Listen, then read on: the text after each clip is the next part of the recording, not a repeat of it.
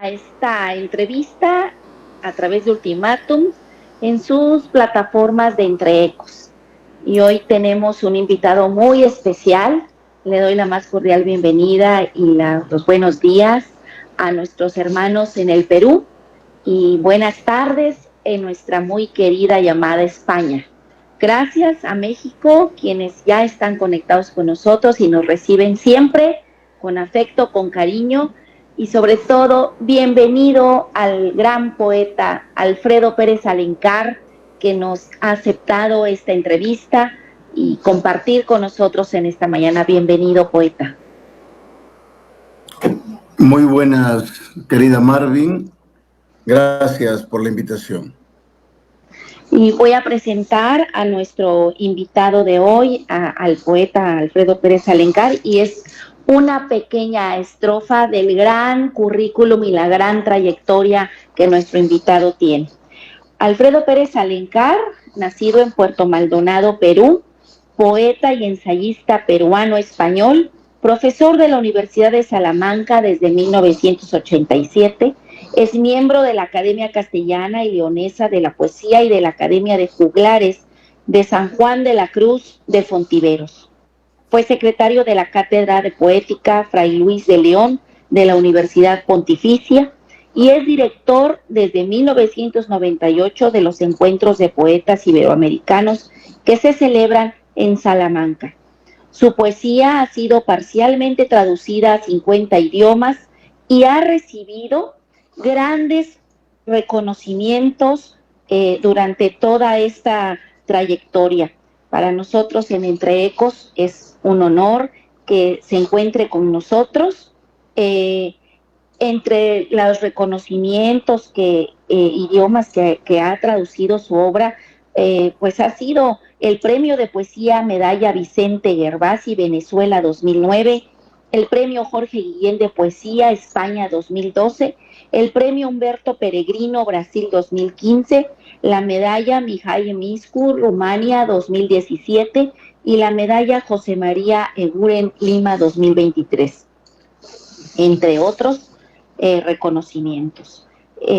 Pues también es presidente del jurado del Premio Internacional de Poesía Antonio Salvado, Ciudad de Castelo Branco, Portugal, y del Premio Rey David de Poesía Bíblica Iberoamericana, España.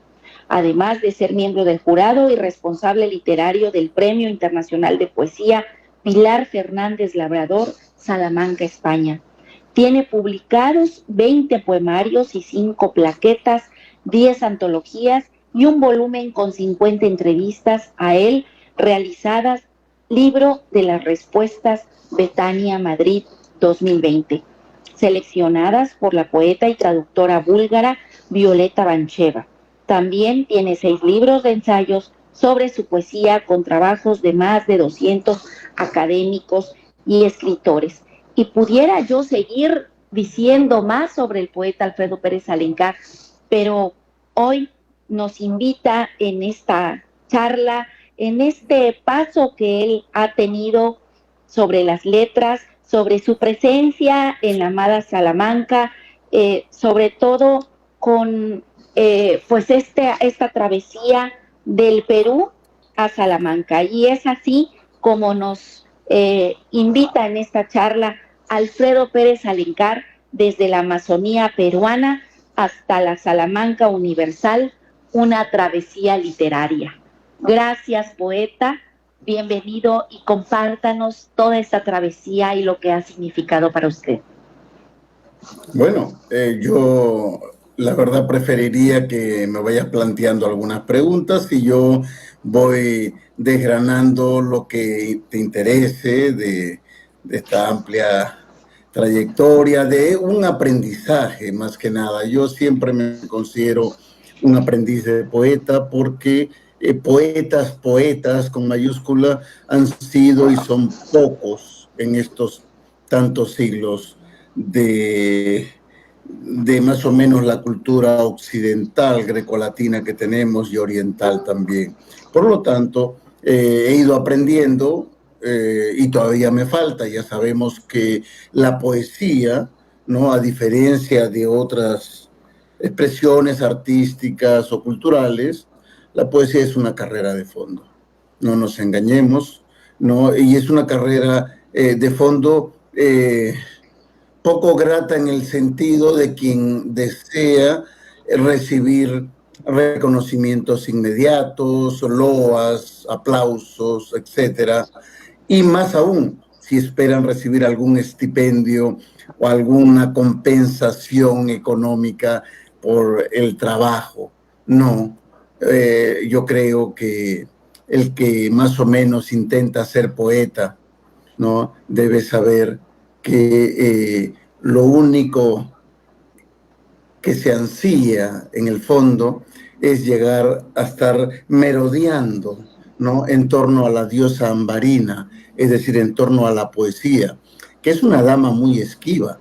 Es muy difícil realmente acceder a esa dama. Es muy coqueta, pero a la vez desdeña a quienes pretenden, ¿no? Subir a su podio. Los grandes escritores, los muy grandes narradores, siempre han tenido envidia de los poetas, en el mejor sentido, lo han expresado. El mismo Vargas Llosa, cualquier otro, Cox, el premio Nobel sudafricano, todos han querido ser poetas y se han dado cuenta que no podían ser. No podían serlo y entonces se dedicaron a la prosa, que es más agradecida y es más rentable también. Entonces, por lo tanto, todo lo que yo he podido ir acopiando en estos años son solamente algunas muescas de intentos de abordaje, ¿no? Que nunca casi llegan a un buen puerto, ¿no? Porque hay veces que los poetas, los que nos intentamos serlo, escribimos algún texto y nos creemos que hemos escrito el poema del siglo, ¿no? Con esa euforia que tenemos cuando dice, caramba, qué bonito, qué bien lo he logrado. Pero ya Horacio, el gran poeta latino, nos recomendaba que había que dejar los textos al menos 9 años en el arcón. Entonces, luego los abres, lo vuelves a leer y te das cuenta que era muy endeble, era muy flaco, no eran tan potentes esos versos, no había la temperatura que requieren y terminas por romperlos o en estos tiempos por borrarlos del ordenador sencillamente, si es que eres consecuente y eres autocrítico, ¿no? Que es lo primero que debe ser un pretendiente a ser poeta. Así que te da un tiempo con este preámbulo para ver que tú me vayas planteando lo que estimes, lo que desees y yo trataré de responder. Muchas gracias. Como siempre, lleno de humildad y lleno de sabiduría en sus palabras, quiero comentarles que la profesión de abogado de nuestro poeta le ha llevado a ser uno de los catedráticos extraordinarios, excelentes de la Universidad de Salamanca, como ya lo habíamos leído, y a mí me gustaría que nos platicara cómo ese peruano sale de Perú hacia España y qué era lo que tenía en su cabeza, qué era lo que buscaba, tenía una invitación directa de Salamanca o fue usted buscando los pasos de Unamuno, de Francisco de Vitoria, de Fray Luis de León, o sea, cómo el poeta Alfredo Pérez Alencar hace esa travesía y cruza el océano a tierras ibéricas. Sí, has dicho bien y eso es importante porque yo tengo formación jurídica, ¿no? Es lo que estudié en Lima, yo terminé la carrera en Lima de Derecho, los 6 años, más luego sacar todo el título, que es muy complejo, era muy complejo en Lima porque los 6 años te daban solamente un título de egresado en Derecho que no valía para nada, hacías una tesis y la aprobabas normalmente, eras ser bachiller en Derecho, pero luego había que sustentar el grado y era ante un tribunal donde la verdad te cuestionaban de todo, no solo de los expedientes penal y laboral o civil que tú eligieras, sino que te hacían como una reválida, preguntas de toda la carrera y más de uno ha sido suspendido de mi promoción. Entonces yo logré eso inmediatamente con 23 años ya como abogado. Vine a España, a Salamanca directamente, para comenzar los estudios de doctorado. ¿Y cómo fue? La pregunta, ¿no? Es que claro, ahora todo es fácil con internet, es una maravilla, en un momento te conectas y todo, hasta te puedes hacer la prematrícula, y todo es una maravilla. En esos tiempos era muy difícil, entonces había que escribir, tardaba 15 días la carta, devolver las respuestas, entonces, claro, yo con cuarto año de Derecho ya empecé a buscar dónde, entonces yo pedí a la Universidad de Barcelona, a la Complutense de Madrid y a Salamanca la posibilidad de hacer el doctorado y me contestaron que sí, siempre y cuando viniera a acreditar el título de abogado. Entonces ya 2 años después lo logré y vine y elegí Salamanca evidentemente por todas esas referencias que tú comentas. No era tanto Vitoria entonces, a mí me guiaron tres estrellas, ¿no? Como a los pastores guiaron otras estrellas, a mí me guiaron realmente 3 estrellas, principalmente Unamuno y Fray Luis de León, ¿no? Eran esas 2 estrellas, y la tercera, ¿no? Siempre he dicho, estaba ahí un tanto difusa, pero luego encontré a quien realmente fue mi maestro, no en el ámbito jurídico, con el que he estado comiendo hoy, está jubilado, que es Carlos Palomeque, sino el gran sabio que no lo conocí entonces, pero yo veía alguna luz, que era don Alfonso Ortega Carmona, un humanista, un catedrático de griego y latín, que fue en su juventud de la última promoción que tuvo Heidegger en Alemania, en Friburgo de Brisgovia, y él fue el que me conectó con todo ese mundo greco-latino ya estando en Salamanca.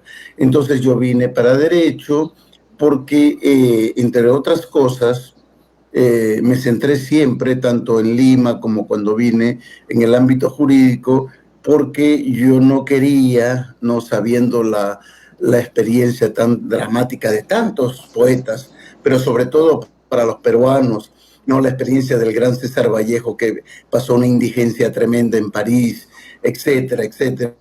Entonces yo quería tener el pan, solo el pan, ninguna pretensión más, solo el pan, ¿no?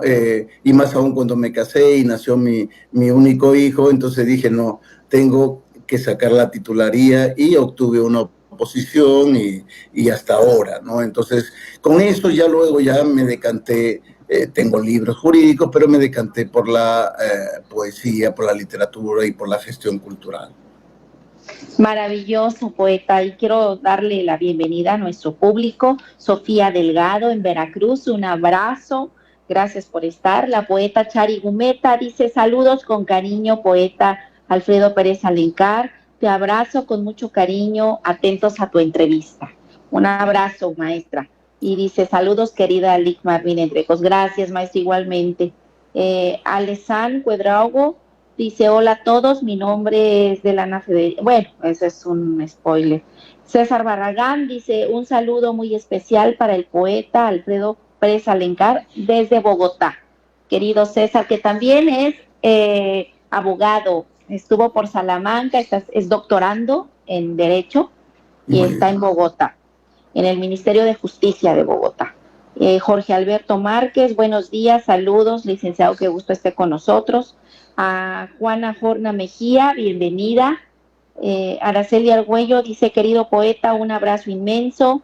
Marvin Adorada, qué grato poder escucharlos. Igualmente, Ar, un abrazo hasta Comitán.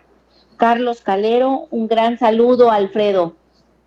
Así que tenemos bastante público, y tenemos público de España, tenemos público de Bogotá, de México, de varios estados, están escritores, qué alegría, bienvenidos. Y bueno, yo he traído mi colección personal del poeta, Cartografía de las Revelaciones, Regreso a Galilea, y aquí tengo Alumbrado Público. Soy fan, seguidora del poeta, Además, en mi estancia en Salamanca pude compartir con él y me dio la oportunidad también de participar con los escritores y poetas iberoamericanos en Salamanca. Y yo quisiera, de lo que tenga usted ahí a la mano, poeta, que nos haga lectura de algo, por favor. Bueno, voy a leer un poema que no he leído casi nunca, creo recordar, no lo he leído, y es el primero de esa antología que se ha enseñado, que acaban de publicar en Colombia hace un año, de alumbrado público, un poco para seguir, bueno, miento, es el segundo poema, se titula No juego a vencedor. Hay pirámides, no necesito marcapasos, ni a ese o aquel intermediario que por descontado ofrece lugar cimero del Parnaso. Yo no juego a vencedor, pues me he desapuntado del convite por la poquedad de mis nostalgias o rastrojos, donde parsimonioso sea pagarme en una vía excesivamente secundaria y sin atrezo. ¿Cuál otro olvido que me hicieron olvidaré? No juego a vencedor, porque ya me tragó la urbe y la cibernética del mundo ciego, porque ya me mordieron los perros del banquete, porque no sé, perdón, porque no sé si caerme o mecerme en mi hamaca desastrada, porque ya escuché a muchos charlots y nada me conmueven sus parodias ortopédicas. Juegue a vencedor quien supere el electroshock, tenga cuentas bancarias y aborrezca la utopía. Nadie me lo dice, pero yo me sé un derrotado, un insolvente agotando andanzas y cabriolas, un creyente que ansía oír cantos de resurrección mientras recoge espigas de trigo para el pan de su familia, aquí queriéndole a cuatro manos. Ya lo dije, no juego ni jugaré a vencedor. Otros escriban garabatos para subir al proscenio. Yo puedo conformarme con mi intemperie en tierra de nadie, pues también es grato ser llanero solitario, multiplicándose sin dar justificaciones ante ese o aquel adalid que repite lo consabido, versos van y vienen tan indolentemente espalmeados. Perder sirve de almohada para despertar mañana. Maravilloso, maravilloso. Es un tema un tanto, en algunas partes un tanto crítico, a ver qué quiere decir este poeta, pero en el fondo lo que estoy transmitiendo, y la gente que lo ha leído me lo ha comentado así, es que no nos creamos mucho, no porque salgas mucho, no porque estés grandes premios o lo que sea, reconocimientos, eres más que otro que de repente te da unas lecciones como poeta más genuino que todo lo elaborado tan fácilmente o con palabras demasiado así adornadas, ¿no? Es más, yo últimamente estoy leyendo mucho de la cosmogonía de las tribus amazónicas. Tenemos que volver, o tenemos que entrar, mejor, más que volver, hacia otros ámbitos, porque ya lo nuestro está muy gastado y es repetitivo, y por lo tanto yo estoy entrando bastante en la cosmogonía, en la visión que tienen las tribus amazónicas especialmente, porque ya sabemos, y si se ha olvidado, ya sabemos que desde los principios de la humanidad, el poeta, algunos le llamaban el hechicero, era el que daba las palabras a la tribu alrededor del fuego. Entonces, la palabra del poeta siempre ha sido escuchada, ahora menos, ha cambiado, pero hasta hace algunas décadas los dictadores perseguían a los poetas, recuérdese en Rusia, los mandaban cuando no los mataban, los mandaban ahí al destierro, ¿no? A Siberia, etcétera. Grandes poetas han muerto así, ¿no? Y durante toda ¿Por qué? Porque el poeta tiene el poder o la capacidad de decir mucho en poco, ¿no? Y normalmente va a la médula, no va con merodeos, con rodeos. Entonces, por lo tanto, yo no juego a vencedor, ojalá prefiero ser un derrotado sabiendo que he sido un perdedor y no creyéndome un gran ganador. No juego a vencedor, era eso. Ahora, tengo, por ejemplo, ya que se ha partido de la Amazonía a lo que estoy ahora, voy a leer un poemito, el segundo, que es el compendio, si se quiere, de todo lo que, de ese paraíso que es la Amazonía, que fue mi Amazonía, sigue siendo en parte, pero ha habido mucha degradación en los últimos tiempos, mucha deforestación, mucha minería ilegal, contaminación de los ríos, etcétera. Y entonces voy a leer un poemita titulado El toro encantado. Quizás yo solo sea el reverso de una sombra o la figura revelada bajo el último relámpago sobre el paisaje de mi heredad, allá donde estaba soñando el porvenir, montado sobre un toro tan antiguo como el amor, más acá de la altura del barranco de los aguajales, emplumado con calendarios que ignoran la desaparición de tan verde lugar. El toro es lo único que me resta de aquel paraíso. Voy por sendas sobre tan noble animal, cuyo rugido es como rememoración del encantamiento, de todo lo que era posible entonces, cuando cielos y bosques ensanchaban mi corazón. Quizás mi destino se fraguó alrededor del toro cuyas fuerzas no flaquean por su cuero resbaloso de presagios. Pero todo se confunde en la ceremonia que dentellea lo dichoso entre árboles ululantes al sentirme volver tras larga ausencia. Quizás en otra época mis pies trazaron la trocha de libertad por la que me lleva el animal. Al final del camino, el toro parece comprender el mucho secreto de mi tristeza. Sabe de mí, pues él mismo se grabó mi nombre en su frente. Quizás yo sea ese toro que recoge las sobras del festín y entierra las patas en el suelo de su antiguo paraíso. Muy bien. Qué maravilla, poeta. Y yo tengo en mis manos este libro que me encanta, Regreso a Galilea, un libro a quienes nos están viendo, pues que está traducido al hebreo, inglés, italiano y árabe. Entonces, en este libro puede usted encontrar 4 idiomas, los textos, y si me da permiso el poeta, quisiera compartirle Resistencia. Muy bien. Día tras día te persiguen los feroces con sus gritos y condenaciones. No toleran el perfil invicto de tus bolsillos vacíos, el temple de tu mucha exigencia y el no mentir jamás.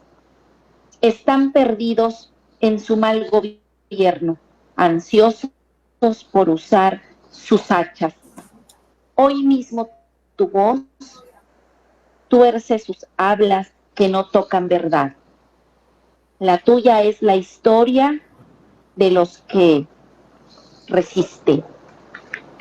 Claro, explico un poco, yo no explico mucho, pero desde el ámbito donde está, es una antología, no es en sí un libro, es una selección de poemas, 7 poemas en 4 idiomas, que se publicó exclusivamente para cuando me invitaron a Galilea, cuando me invitaron a Israel a un encuentro con poetas palestinos, jordanos, etcétera, y de todas partes del mundo, en una aldea drusa de Galilea. Entonces yo soy creyente, siempre lo he manifestado con orgullo, yo soy cristiano, ¿no? Y sé que muchos se dicen cristianos, y yo también podría decir, pero claro, ser cristiano es muy difícil, sumamente difícil.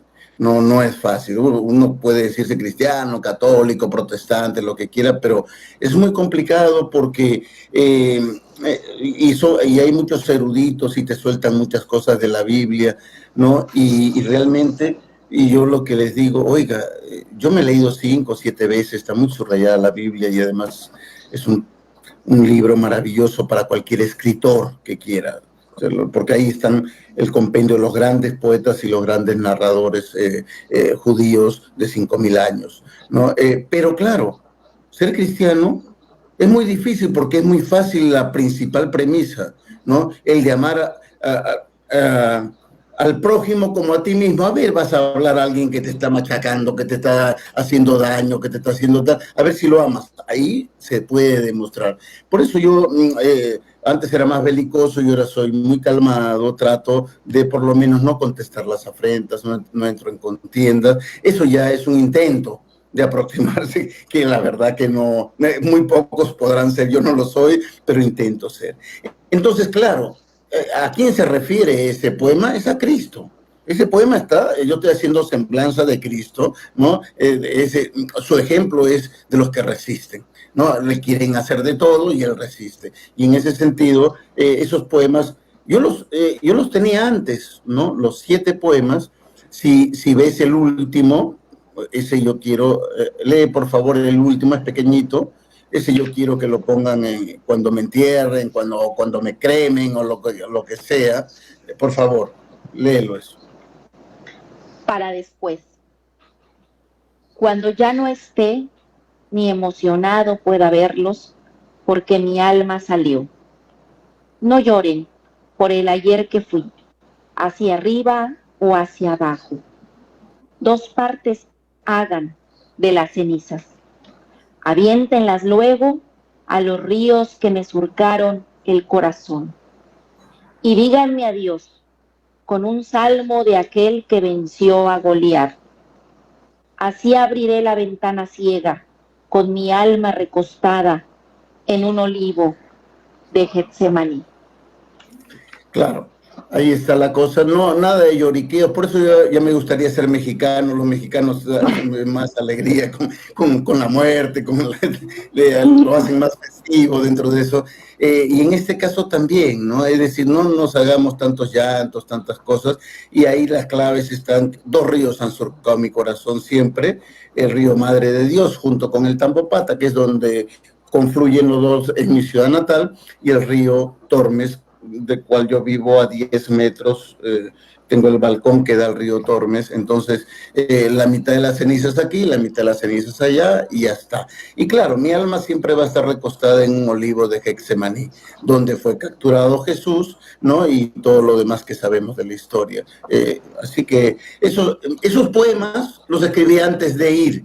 Fui allá y la verdad que no me nació ningún poema. Intenté alguno, porque eso es lo importante, no es decir, no es necesario estar en un sitio, no es necesario. No, me desengañó el río Jordán, que es todo verdoso, todo pequeñito, no donde fue el bautizo y todo. Me desengañé de muchas cosas, ¿no? El clima y todo, y dije, no, ya está bien con lo que escribí. Mi regreso a Galilea fue antes de llegar a Galilea, ¿no? Entonces, es por ahí donde va un poco. El poeta no necesita estar, o como por ejemplo, ¿no? Yo no necesito estar con una mujer amada. Si hablo con ella, si le escribo, ¿no? Ella sabe que yo estoy dentro de ella, ¿no?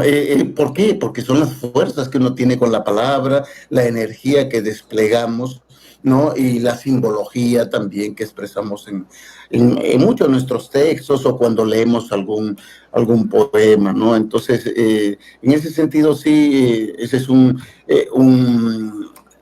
mínima ofrenda que llevé a Galilea, esas tierras donde estuvo Jesús. Nosotros nos alojamos en Nazaret, nada menos, en la parte alta, que es la zona judía, pero nosotros bajábamos a la parte baja donde vivió Jesús. Ya sabemos que nació en otro lugar, pero él fue gestado ahí y ahí lo trajeron y toda su infancia, hasta los 33 años, estuvo por ahí. Y estuvimos en esa zona que es árabe y hemos estado ahí hablando con muchos árabes, con traductores, claro, y toda esa zona. Sí, realmente yo tengo 4 libros, ¿no? De temática cristiana. De los tantos libros que tengo 4 libros y para mí es un orgullo expresarlo, pero esos libros no son de loas, ay Dios, y tal, que es para ahuyentar a los poetas que se acercan a ese tipo de poesía aparentemente cristiana porque dicen que Dios, Dios, Dios. No, no, no, es más, algunos de mis libros como Cristo del Alma, que está hecho en una falsa prosa, está escrito en una falsa prosa para que la gente que dice no me gustan los versos, esas cosas, pues yo lo lea como si fuera prosa, pues es también una crítica y una autocrítica al cristianismo actual, ¿no? Porque los primeros que tenemos que ser críticos y autocríticos somos los que pretendemos ser cristianos, ¿no? Así es. Claro, claro, maravilloso.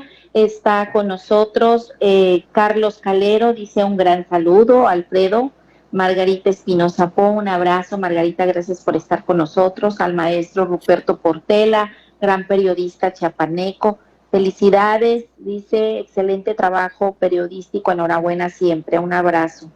Liliana Vinive, un abrazo, excelente poeta. Javier, gracias, bienvenido. Leti Pérez, saludos, excelente tema, gracias por invitarnos a seguirlos por este medio.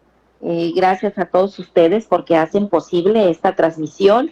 Y bueno, poeta, cuando llega a España y a Salamanca, pues logra toda esta acreditación, pero además se inmiscuye fuertemente en el mundo literario con todas estas relaciones y esta hermandad con el poeta Amador, que está en Ávila, con el poeta Antonio Colinas, Premio Reina Sofía, con la gran maestra Pilar Fernández, como ese peruano, a diferencia de Vallejo, a diferencia de otros, ese peruano llega a la península ibérica y hace y entreteje, pero además lidera, porque usted es el gran poeta que convoca a estos encuentros.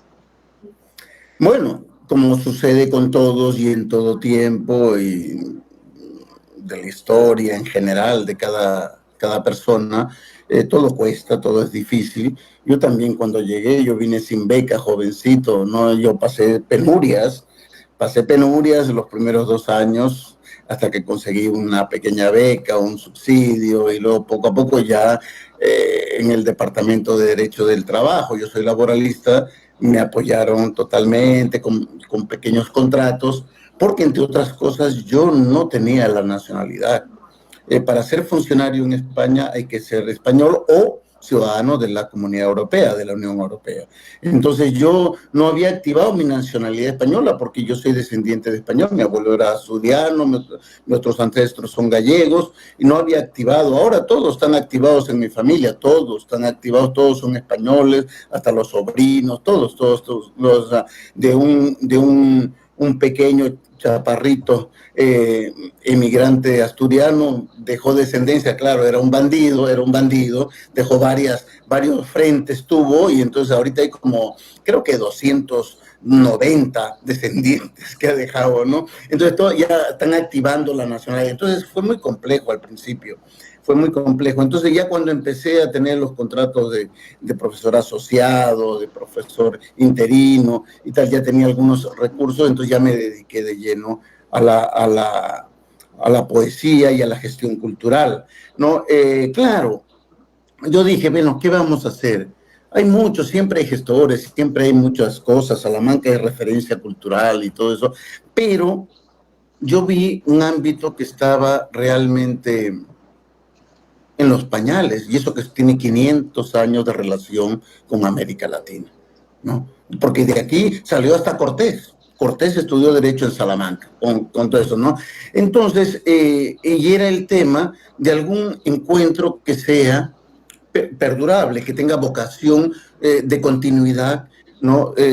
Como un puente fijo, no solamente algún acto que se hace una vez y ya está. Entonces, primero, en realidad, claro, son 27 años que ya tiene el Encuentro de Poetas Iberoamericanos, pero en realidad esto empezó años atrás, el año 91 y no el 98.